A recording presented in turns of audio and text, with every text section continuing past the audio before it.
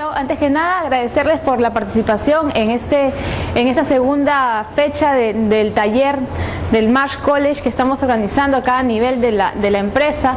El día de hoy vamos a hablar un poco de lo que es la situación nacional de salud, cómo nos encontramos en indicadores de mortalidad, morbilidad, cómo están las enfermedades crónicas transmisibles, no transmisibles en relación a las cifras nacionales en comparación con las cifras de Latinoamérica, cómo nos encontramos nosotros. Vamos a hablar un poco de lo que es la realidad nacional de salud, cómo ha habido la transición demográfica y epidemiológica a lo largo de los años. Vamos a hablar también un poco de lo que es análisis de la mortalidad y morbilidad nacional, cifras mundiales y comparación con la situación de salud en Latinoamérica. Vamos a hablar también un poco de lo que son los gastos en salud con respecto a lo que son las enfermedades crónicas no transmisibles. Vamos a abordar también un tema que es importante: cuáles son las estrategias para lograr entornos de trabajo saludables y experiencias exitosas, intervenciones que han generado un retorno de la inversión. Bien. Para empezar a hablar un poco de lo que son los cambios demográficos que han habido a nivel de la población por X factores, ya sean económicos, sociales, a nivel de la población de Perú, estos cambios han generado modificaciones en la estructura de la población, es decir, han habido cambios en las edades de la población. Ha habido una disminución de la tasa de mortalidad infantil, y esto ha sido también, y ha ido yendo de la mano con la disminución de la tasa de fecundidad. Esto lo que ha traído de por sí es de que hay una disminución de la dependencia demográfica y un aumento del envejecimiento de la población. Al haber menor población infantil, hay una mayor población de una edad superior a los 60 años. ¿Sí?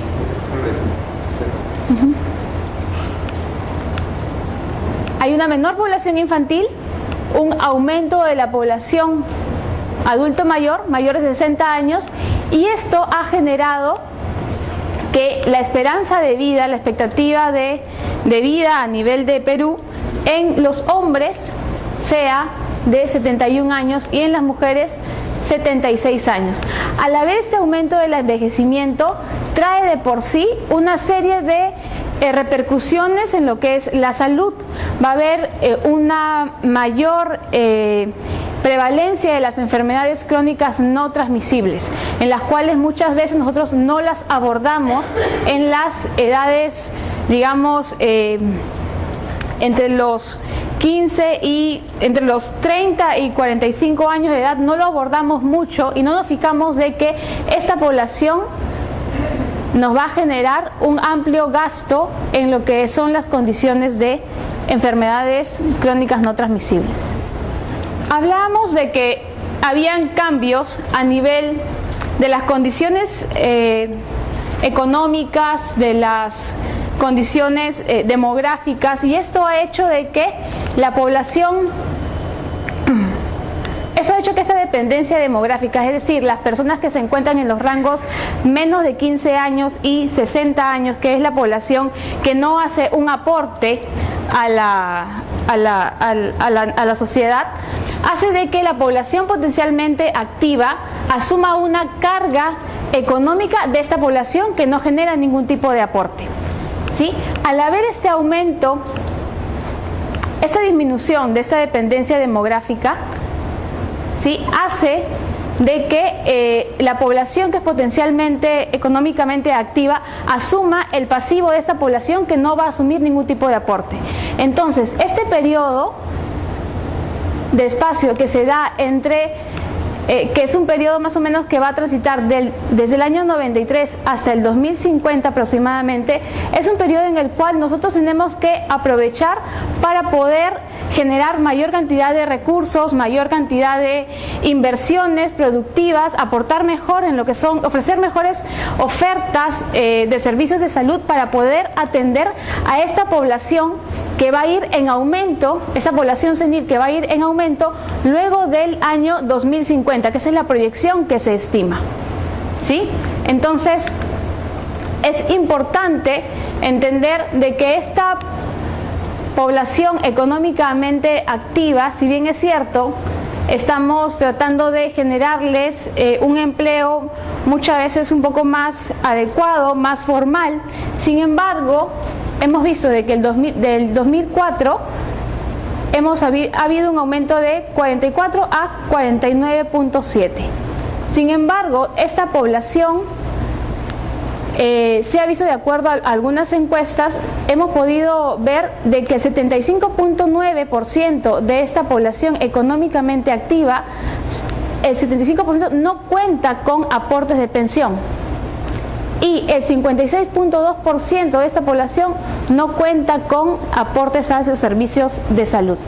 Entonces, esto es un factor que es importante de considerar para nosotros ponerle mayor énfasis a este punto, de manera de que esta población tiene que generar mayores ingresos, mayores riquezas. ¿Para qué? Para que a la larga pueda asumir las demandas, pueda asumir coberturar sus necesidades de salud y poder generar a la larga aportes de pensión y de salud que puedan hacer de que la población, cuando estas personas lleguen a una edad mucho más avanzada, estén protegidas.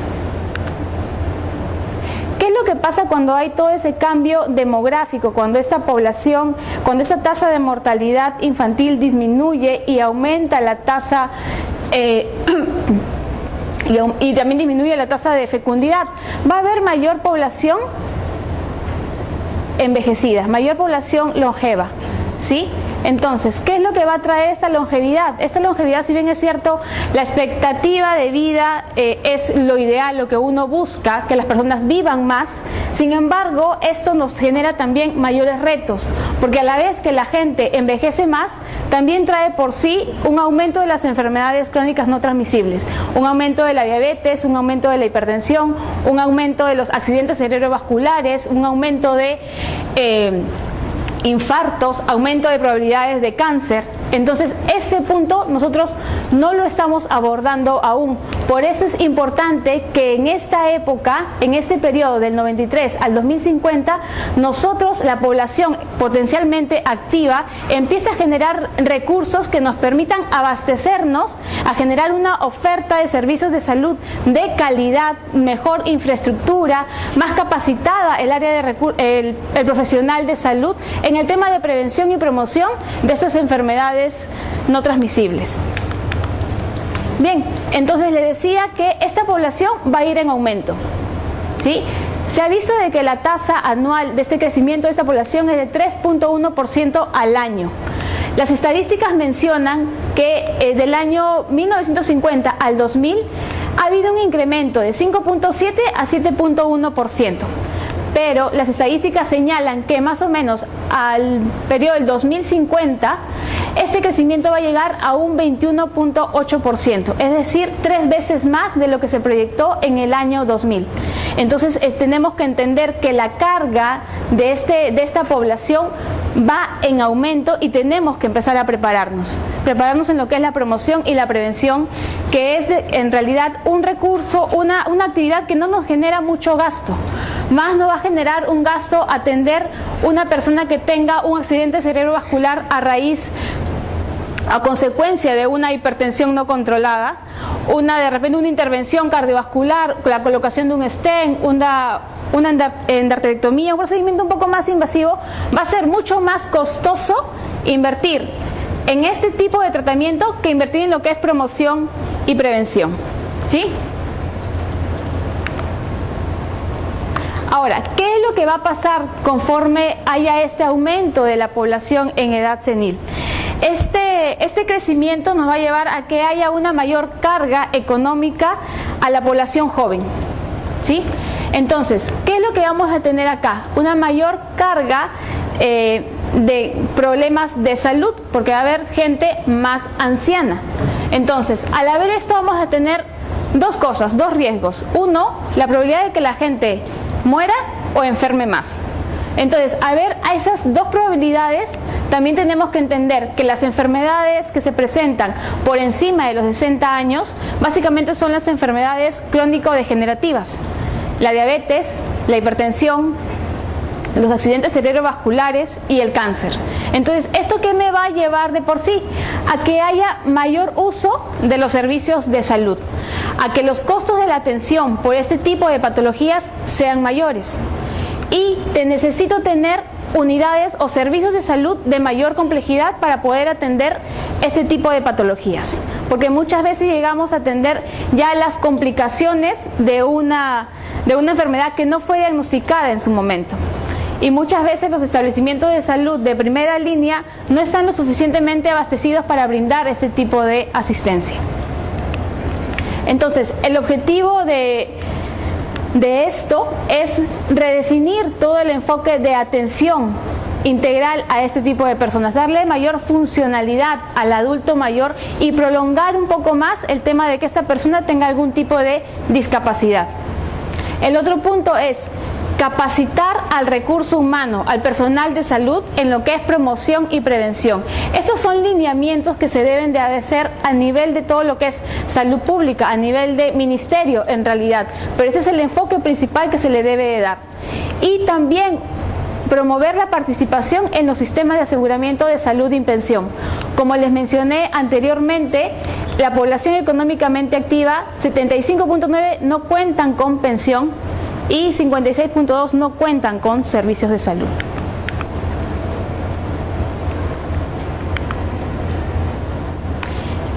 Ahora, con respecto a este punto, aquella población que tiene más de 60 años, hay algunas, la encuesta ENAHO, que es la encuesta nacional de hogares que implementa el INEI, refiere que la población que tiene algún síntoma o algún signo durante su récord de vida, muchas veces el 70% de esta población que ha presentado estos síntomas, solamente el 30% accede a un servicio de salud. Eso quiere decir que hay una gran población que se queda con un diagnóstico tardío, mayor cantidad de complicaciones de las enfermedades, ¿sí? Y muchas veces esta población que ha acudido a estos centros de salud a recibir algún tipo de tratamiento, estos medicamentos que recibe el personal no necesariamente son de calidad. No necesariamente el paciente cumple con el tratamiento, no necesariamente ese medicamento va a cubrir o a coberturar las complicaciones que tenga esta persona. Ahora, cuando hablábamos de esa transición de cambios que hay en las edades de la población debido a los cambios en las tasas de mortalidad y natalidad a nivel nacional, también hemos visto de que existe una variación en la incidencia de ciertas enfermedades. ¿Qué es lo que pasa? Hablábamos que había una disminución de las enfermedades transmisibles y perinatales, ¿sí? Eso es lo que señalan las estadísticas. ¿Y esto es por qué? Porque hay una mejora de la cobertura de los servicios de salud, hay una mejora de los controles prenatales de la población, hay mayor cantidad de medicamentos que han disminuido estos indicadores. Pero ¿qué es lo que sucede? Que ha habido un incremento de las enfermedades no transmisibles. Cáncer, diabetes, accidentes cerebrovasculares, enfermedades cerebrovasculares, cardiovasculares y también mentales. ¿Y esto asociado a qué? A lo que en inicio les mencioné, está asociado a los cambios que hay en la edad de la población. Hay gente cada vez más senil, mucho más mayor, que va a generar este tipo de problemas. Entonces, ¿qué es lo que sucede en las tablas? En la población, al inicio, este tipo de enfermedades transmisibles varió de un 47 a un 23%, disminuyó por lo que les había mencionado. Pero ¿qué pasa con las enfermedades no transmisibles? ¿Qué pasa con el cáncer? ¿Qué pasa con la diabetes, con la hipertensión, con las enfermedades mentales? Se ha visto de que ha habido un incremento. Pasó de 45% en los años 90 a 64% a nivel del 2000 al 2006, de acuerdo a esas estadísticas, ¿sí? Por ende, al haber este incremento de rangos, lo que estamos viendo acá es de que al haber un aumento de estas enfermedades no transmisibles, van a generar mayor costo. los tratamientos van a ser mucho más prolongados y necesitas de establecimientos de salud de mayor complejidad. Entonces es importante considerar de que este cambio va a repercutir en este tipo de acciones que debemos de tomar y considerar. Por otro lado, también vamos a ver de que hay un incremento de muertes por causas externas, es decir, por el tema de violencia, accidentes de tránsito, y eso debido a los cambios que también se dan en la población. El último ACIS que ha sacado el Ministerio de Salud también demuestra que la mortalidad al 2011 también se encuentran las enfermedades neoplásicas en un 19.2%, las enfermedades del aparato cardiovascular 18.2% y también se encuentran las lesiones y causas externas en un 10%. No ha habido mucha variación con relación a la del 2006. Y la morbilidad, también vemos que ya empiezan a aparecer las enfermedades neuropsiquiátricas y de otros órganos. Acá en neuropsiquiátricas nosotros sabemos de que cuando nosotros hacemos las hojas de GIS, de llenado en los consultorios, varían, van desde el tema de depresión, de estrés, esquizofrenia, equipatología, que se encajan en este grupo de población. No las tenemos disgregadas como tal para poder definir cuál es el tipo de trastorno de mayor índice. Bien, hemos hablado entonces un poco de lo que son las enfermedades que van a empezar a abordar y a generar un mayor gasto a nivel de la población en general y de las cuales tenemos que también poner un poco de enfoque. ¿Por qué? Porque nosotros, si bien es cierto, estamos en muchas de las compañías en las que estamos, tenemos poblaciones que oscilan entre los 25 a 45, 50 años de edad. Es una población en la cual tenemos que empezar a abordar y a generar la promoción y la prevención de este tipo de enfermedades, ¿sí? Si bien es cierto, no hay que esperar a que este paciente o a que esta persona sea diagnosticada de hipertensión cuando ya ingresó por emergencia por un infarto, ¿sí? O un paciente que ingresó ya está en una atención en una clínica X por una insuficiencia renal y fue a consecuencia de una diabetes mellitus no diagnosticada en su momento y que no ha sido controlada. Son patologías que se pueden prevenir, que se pueden controlar, pero la idea es empezar a hacer prevención, generar la promoción de la salud en nuestras empresas, ¿sí? Y también dar un poquito más de enfoque a lo que es el tema de los programas de crónico que tienen las compañías de seguro con los cuales ustedes trabajan. Las compañías de seguro muchas veces ofrecen y tienen programas de control de pacientes crónicos. Sin embargo, vemos de que muchos pacientes que de repente en la data, en los diagnósticos que ustedes tienen, presentan diabetes, hipertensión, pero estos pacientes, cuando ustedes van a buscar las atenciones dentro del programa de crónicos, han pasado 1, 2 o 3 pacientes. Entonces la idea es empezar a sensibilizar a esos trabajadores, a la población en sí, de que la patología que ellos tengan se puede controlar, ¿sí? Sin llegar a tener una complicación que al final puede desencadenar en un tema de mortalidad, ¿sí? Bien, entonces hablando un poquito de las patologías, de las principales causas de mortalidad a nivel mundial, la primera causa de mortalidad tenemos lo que son las enfermedades cardiovasculares. En segundo lugar está el cáncer. En tercer lugar está la diabetes. Para empezar un poco con lo que es diabetes, la OMS, la Organización Mundial de la Salud, señala que en el año 1980 teníamos 108 millones de población con diagnóstico de diabetes. Al 2014 estamos llegando a 422 millones de personas con diabetes a nivel mundial. Esta cifra se estima que para el 2035 llegue a 592 millones de personas con diabetes. ¿Y esto a raíz de qué?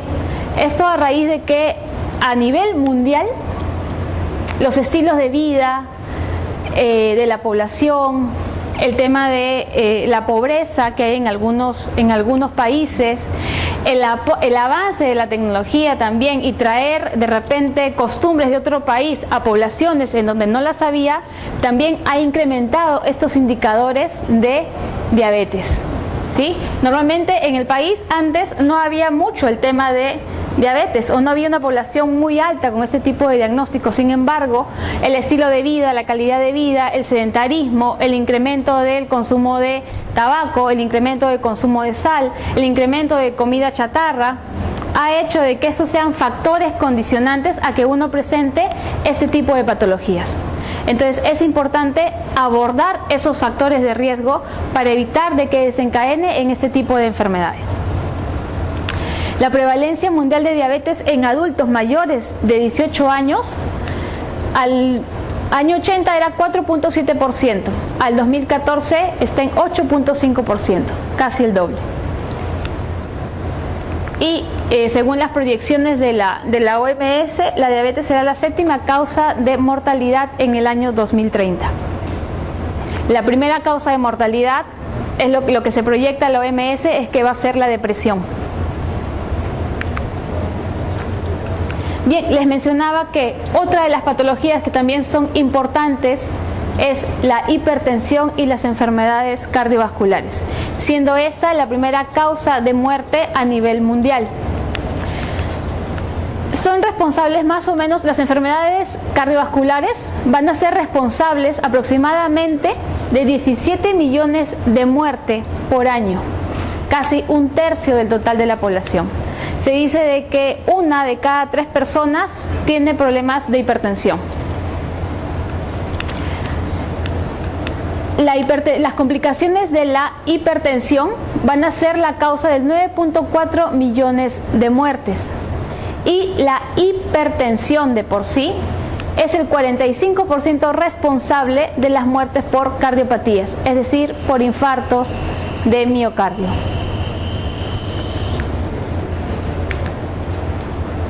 Y la hipertensión es responsable del 51% de muertes por accidente cerebrovascular. La Organización Mundial de la Salud ha establecido un plan de vigilancia con respecto a esta patología, que va del 2013 al 2020, la cual está ligada básicamente a controlar los factores de riesgo. Han generado políticas a nivel mundial sobre lo que es abordar ese tipo de factores, mejorar o acelerar que las personas ya no tengan tanto sedentarismo, controlar el consumo de sal. Hay políticas que ya se han implementado en algunos países en los cuales indican cuál debe ser el consumo exacto de sal, ¿sí? También están abordando el tema del consumo del tabaco. El tabaco también es una de las principales causas de la aparición de hipertensión. El sedentarismo, también están empezando a promover el tema de la actividad física y también están actuando sobre mejorar los hábitos alimenticios.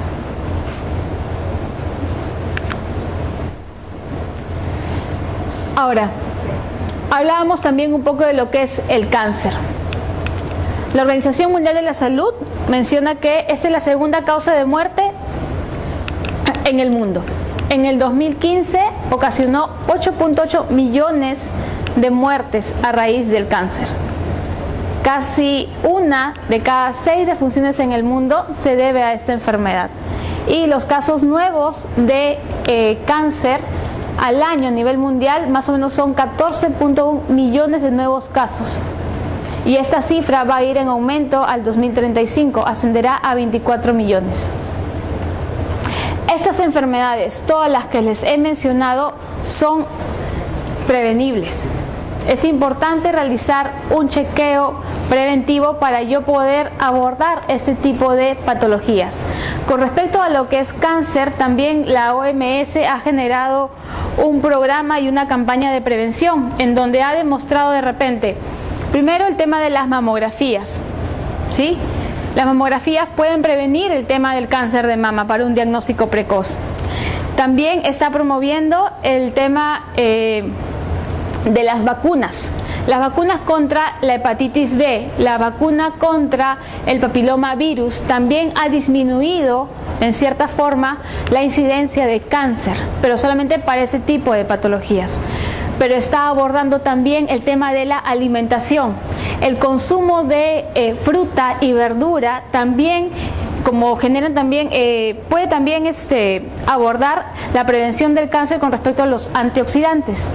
Eso también es importante, empezar a sensibilizar a la población en el consumo de fruta y de verduras y dejar el consumo del tabaco.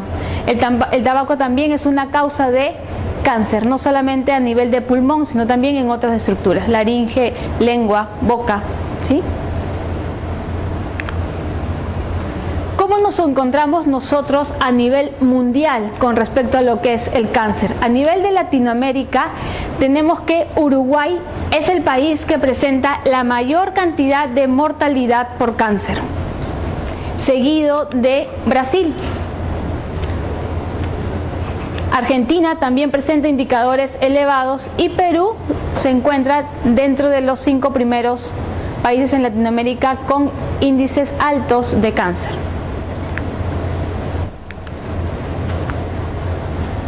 La OMS refiere, en general sabemos de que el cáncer más común es, o causas de muerte por cáncer es cáncer de pulmón, seguido de cáncer de hígado, colon y recto, estómago y mama, en esa secuencia, ¿sí?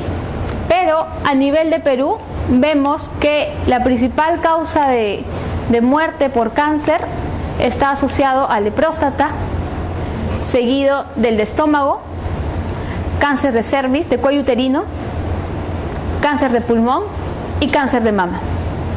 Son los 5 principales tipos de cáncer que padece la población nacional, de acuerdo a estas estadísticas.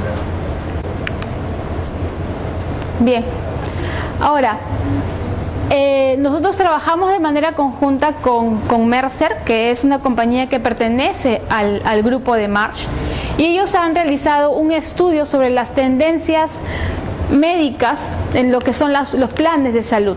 Se hizo una encuesta a estas compañías de seguros en donde les indicaban cuáles eran las principales causas de siniestralidad que afectaban los planes de salud a manera global y a nivel Latinoamérica. A nivel global se vio que el cáncer, las enfermedades cardiovasculares eran las principales causas del aumento de la siniestralidad. Esto en comparación con Latinoamérica está en relación. También se encontró que tenía el mismo indicador, cáncer y enfermedad cardiovascular. Pero vemos que en este tercer punto, en Latinoamérica están las enfermedades ginecológicas, mientras que acá abordan las enfermedades gastrointestinales.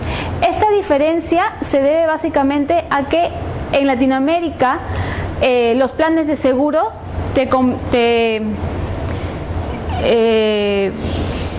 tienen una cobertura parcial o total, mientras que en otros países no son consideradas. Por esa es la diferencia. Y también vemos que en quinto lugar, a nivel global, aparecen las enfermedades musculoesqueléticas, pero a nivel de Latinoamérica están las enfermedades metabólicas. Y aquí abordar un poco el tema de la diabetes. Nos encontramos en el quinto lugar, ¿sí? Ahora, esta encuesta también mencionaba cuáles eran los principales factores que impactaban en el costo de los planes de salud. Y se vieron que el incremento de las enfermedades crónicas obviamente impactan en el aumento de los costos de estos planes de salud. El estrés también es uno de los factores que se ven afectados. El envejecimiento de la población. La implementación de nuevas coberturas también hacen de que haya un aumento de los costos de los planes de salud. Y también mencionaron un tema de fraude y mal uso de los planes. A nivel de Latinoamérica, de acuerdo a la OMS, entre estos países vemos que las principales patologías, por ejemplo, el sobrepeso, la obesidad, en Argentina, en Chile y en México, son las principales causas de morbilidad. El tabaquismo también es un factor que debemos de considerar a empezar a abordar. en Argentina y en Chile se ha visto de que estos factores son en común.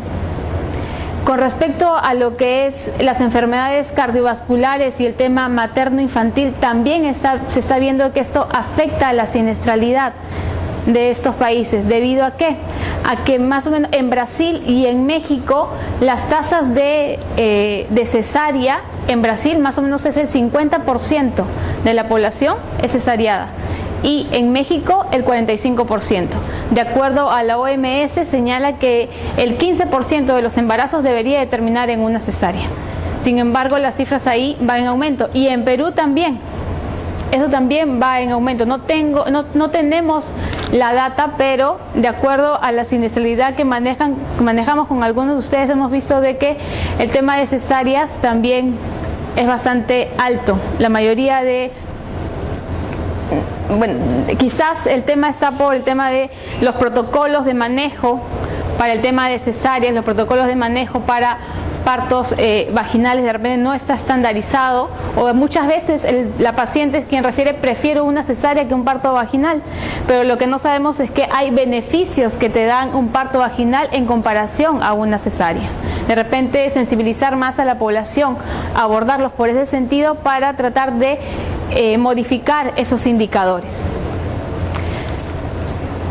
También vemos acá que la depresión empieza a aparecer en estos países, en Argentina y en Chile. Como les decía, al 2030 la depresión va a ser una de las primeras causas de morbilidad a nivel mundial. A mayor estrés, a mayor carga, va a ser mayor riesgo de padecer algún tipo de depresión. Entonces es importante empezar a controlar estos factores que a la fecha no lo estamos considerando, porque no hay indicadores a nivel nacional, porque de repente están subregistrados o no los consideramos al momento de la atención médica. Bien, con respecto a lo que es la prevalencia, vemos que más o menos en todos los países de Latinoamérica la diabetes tiene una prevalencia aproximadamente del 10%. Es decir, que una empresa, una compañía que tiene 1000 trabajadores, más o menos 100 de estos tienen diabetes, pero no han sido diagnosticados. ¿Sí? Entonces es importante conocer esta data para poder tener una idea de que la población que nosotros tenemos puede en algún momento presentar este diagnóstico. Y si hacemos un descarte o un diagnóstico mucho más precoz, las complicaciones se van a presentar mucho después, no tan rápido. Y el cáncer también se ha visto de que la incidencia es alta a nivel de Latinoamérica. Acá no está la data de Uruguay, lo de que les mencioné de este país es de la OMS, esta es una data que tenemos de la compañía. Bien, lo que nosotros con respecto a los gastos en salud por enfermedades crónicas no transmisibles, esta data la hemos podido recopilar no del total de los clientes, sino es de la siniestralidad de algunos de los rubros con los que contamos, ¿sí? Y vemos que los gastos en las enfermedades crónicas, por ejemplo, en bancos, el 3% del gasto total se genera en hipertensión, pero vemos que es mayor en el tema de cáncer. En electricidad, de igual forma, mayor consumo en cáncer. Y también las infecciones respiratorias. En manufactura, el 10% está asociado a lo que es cáncer. Maquinarias, cáncer e infecciones respiratorias. En hidrocarburos, el 9% está ceñido a lo que es cáncer.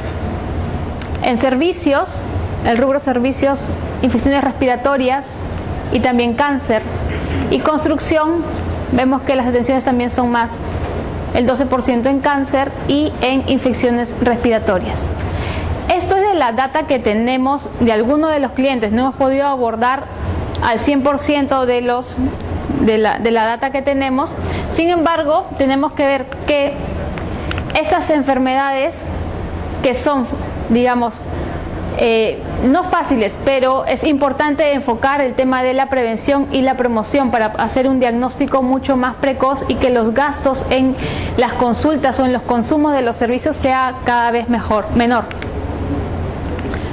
Bien, entonces tenemos que las empresas tienen enfermedades crónicas, tienen una población que podría tener el riesgo de padecer este tipo de enfermedades. Entonces, ¿qué tenemos que empezar a generar? Tenemos que empezar a generar entornos de salud saludables. Para esto tenemos que generar programas de prevención, ¿sí? Que muchas de las empresas, algunas las tienen, otras no las tienen, pero es importante poder tener de repente unos tips que nos puedan ayudar a llegar a tener ese tipo de empresas. Primero, generar una cultura saludable. Hacer de que esto no solamente sea un programa, sino que sea un modo de vida. Tratar de sensibilizar a la población que por donde esta persona vaya, respire un ambiente sano, un ambiente saludable. Reflejarlo en todos lados de la organización y todos tienen que estar familiarizados con este tema. El segundo punto, y que es importante de abordar, es que los líderes, los mandos medios, las cabezas de las empresas estén comprometidas. Si tenemos una gerencia, al gerente general comprometido con este tema de la cultura de prevención, va a ser mucho más fácil que se haga el despliegue de un programa. Si nosotros no sensibilizamos a la cabeza de la organización, difícilmente vamos a poder desplegar un programa de bienestar en nuestras compañías. Hay que generar también el compromiso de las líneas gerenciales, que ellos son los modelos a seguir, que ellos también estén comprometidos. Los mandos medios, las jefaturas o los supervisores también nos pueden dar el soporte para la ejecución de estos programas preventivos. Y hay que empoderar a quienes, a las cooperativas, las uniones o las asociaciones que tengan los colaboradores dentro de la organización. Es importante que ellos también participen y se sientan líderes comprometidos en este tema de los programas preventivos. El segundo paso para implementar estos entornos de trabajo saludable es generar metas y objetivos alcanzables. Siempre debemos de pensar que el objetivo tiene que ser grande, ¿sí? Lo mayor. Pero ¿qué tenemos que hacer? Empezar de a pocos, pero comenzar. No podemos abordar una gran cantidad porque muchas veces no lo vamos a poder controlar, pero sí empezar con actividades pequeñas y ser realistas para poder terminar los plazos, las metas que nosotros definamos. De repente no abordar que voy a llegar al 100% de la población, pero sí de repente que en un año voy a poder llegar al 5 o al 10% de la población, que es la realidad. No muchas veces vamos a abordar al 100% de la organización. Otro punto que también es importante considerar es la comunicación estratégica. Es importante el tema de la comunicación. Poder enganchar al trabajador, que sean comunicados que jalen a la vista del trabajador, que se difundan de manera constante la información a los colaboradores en cualquier modalidad, ya sea por que sean carteles, que sean en los paneles que ellos colocan dentro de la empresa, ¿sí? Vía mail, en el intranet que ustedes tengan, pueden generar ese tipo de comunicación. La idea es que sea constante. Otro punto que es importante, implementar buenas prácticas. Siempre hay que darle una opción saludable, que debe ser lo más fácil. Es lo que ya estamos de repente abordando un poco con el programa de nutrición que tenemos acá en Marsh. Siempre dar una opción saludable dentro del menú de repente, ¿no? Diversidad en las actividades, opciones, generar el tema de repente de las actividades físicas, ¿sí? Vencer el sedentarismo que hay en la empresa. ¿Sí? De repente estimular un poco a que haya el uso de escaleras, no el uso de ascensores, ¿sí? Y ¿qué otro punto es importante a considerar dentro de un programa? Los incentivos. Motivar al trabajador con una recompensa. Es decir, ¿qué trabajador no va a hacer algo si tú no le das algo a cambio? ¿No? Entonces hay que promover, hay que motivar, hay que recompensar al colaborador que está realizando algún tipo de actividad en beneficio a que este programa salga, se dé. Básicamente, la idea es no darle una recompensa monetaria, ¿sí? Pero sí de repente incluirlo para que ese trabajador pueda realizar o participar en este tipo de programas. De repente podríamos colocarlo dentro de los objetivos de la evaluación de desempeño, que sería una forma de poder captar al trabajador y que cumpla con esta tarea, ¿sí? Y finalmente hemos recopilado algunos estudios que hemos sacado, algunos artículos en los cuales han habido empresas grandes en los cuales han implementado programas de bienestar que han resultado en disminuir los costos de las atenciones médicas, generar una mejor productividad de los trabajadores. Dentro de estos tenemos un artículo, es una experiencia que se tuvo en la empresa Johnson & Johnson, que es un programa de bienestar que se llamaba, el programa era Vivir para Life for Life. Este programa se tiene implementado desde el año 79. A la fecha tiene más de 30 años de implementado este programa en esta compañía. Lo que han hecho, este estudio lo que demuestra es que vieron el efecto que tienen los programas sobre la gestión de los riesgos que afectan a la salud y los gastos en salud de los colaboradores en un periodo del 2002 al 2008. Y se vio que 3.7% menor crecimiento del gasto anual en salud. Y se observó que había un ahorro promedio al año de $565 por colaborador. Y que por cada dólar que ellos habían invertido en este programa, había un retorno de la inversión de 1.88 a 3.92 dólares. También esto se vio reflejado en ¿qué? Una disminución significativa de las tasas de obesidad, hipertensión, colesterol elevado, tabaquismo, malnutrición e inactividad física. Entonces, básicamente es abordar los factores de riesgo.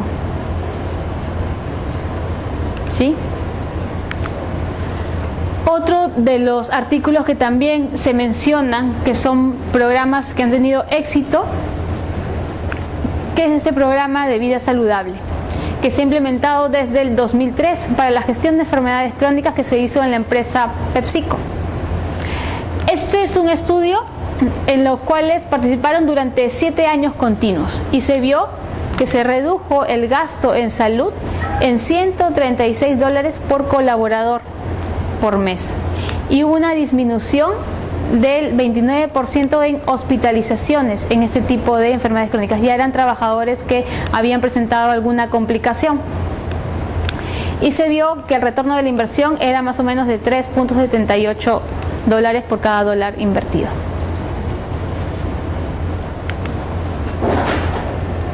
Y luego tenemos este metaanálisis en el cual lograron incluir en esta publicación 36 artículos que hablaban sobre los programas de bienestar. ¿A qué empresa ahora no le gusta velar por el bienestar del trabajador? ¿A qué compañía no le gusta controlar el ausentismo de la empresa, mejorar la productividad, disminuir los factores de riesgo? Entonces, se abordaron estudios, las cuales incluían empresas que tenían más de 1,000 trabajadores, y se vio que los costos por ausentismo cayeron en $2.73 por cada dólar invertido y un retorno de la inversión del 3.27 en promedio, a raíz de que invirtieron en los programas de wellness, de bienestar. Entonces tenemos data, tenemos información que nos señala de que los programas de bienestar sí funcionan, sí resultan, pero el tema está en darle un poco de difusión y participación a toda la organización.